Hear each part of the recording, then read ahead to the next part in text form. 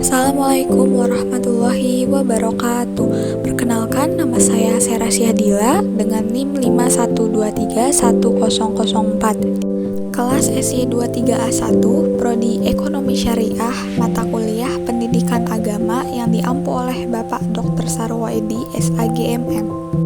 Di video ini saya akan membahas materi mengenai akhlak terhadap Allah Subhanahu wa Ta'ala.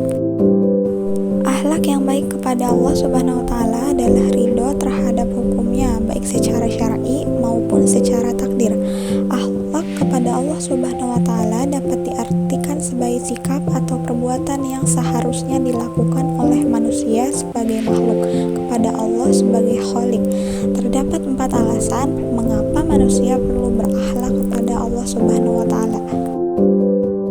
Alasan yang pertama adalah karena Allah Subhanahu wa Ta'ala yang menciptakan manusia. Dia yang menciptakan manusia dari air yang dikeluarkan dari tulang punggung dan tulang rusuk.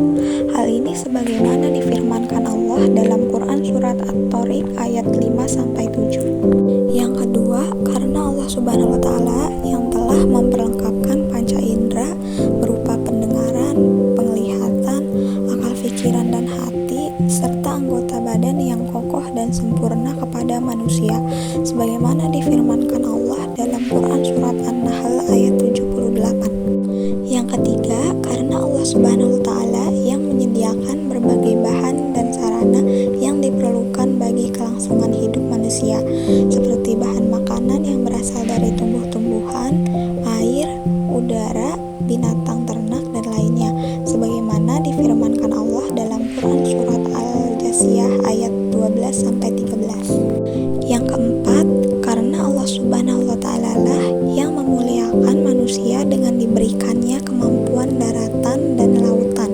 sebagaimana difirmankan Allah dalam Quran surat Al-Isra ayat 70.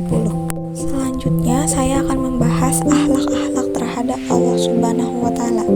Yang pertama, menaati segala perintahnya.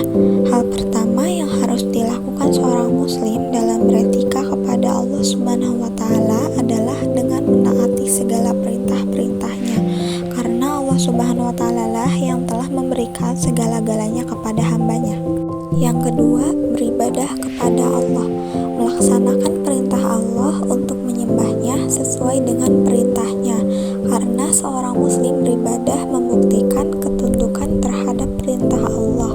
Yang ketiga, berzikir kepada Allah, mengingat Allah dalam berbagai kondisi, baik diucapkan dengan mulut maupun dalam hati. Yang keempat, berdoa kepada Allah, memohon apa saja kepada Allah. Doa merupakan inti beribadah, karena ia merupakan pengakuan akan keterbatasan dan ketidakmampuan manusia, sekaligus pengakuan akan kemahakuasaan Allah terhadap segala sesuatu. Yang kelima, tawakal. Tawakal untuk Allah, yaitu berserah diri sepenuhnya kepada Allah dan menunggu hasil kerja atau menunggu dari suatu keadaan. 6. Tawaduk untuk Allah, yaitu hati yang rendah di hadapan Allah, mengakui bahwa kita adalah makhluk yang hina di hadapan Allah yang Maha Kuasa. Oleh karena itu, tidak layak jika hidup dengan angkuh dan sombong, tidak mau memaafkan orang lain, dan pamrih dalam melakukan ibadah untuk Allah. Dan yang terakhir adalah ridho terhadap ketentuan Allah.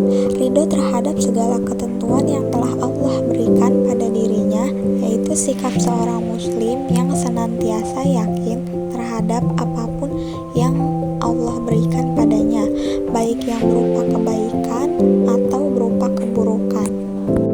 Demikian yang bisa saya sampaikan mengenai materi akhlak terhadap Allah Subhanahu wa Ta'ala. Kurang lebihnya mohon maaf. Semoga bermanfaat. Wassalamualaikum warahmatullahi